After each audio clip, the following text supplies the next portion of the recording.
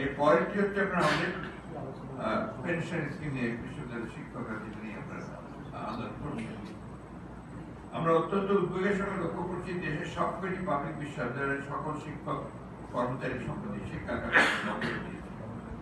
সর্বজনীন pension scheme চালু করার জন্য দেশের সকল পাবলিক বিশ্ববিদ্যালয়গুলোর শিক্ষক কর্মচারীদের সম্পৃক্ত করে সরকারি পরিপত্র জারি করেছে।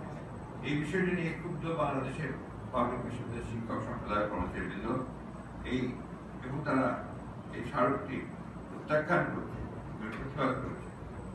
সকল শিক্ষা প্রতিষ্ঠানে শিক্ষাদান, পরীক্ষা গ্রহণ সহ সকল প্রকার কর্মকাণ্ড বন্ধ রেখেছে।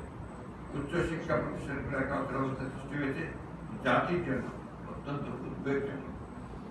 প্রকৃতপক্ষে এটি দেউলিয়া সরকারের দুর্নীতির আরেকটি পথ খুলে দেওয়া।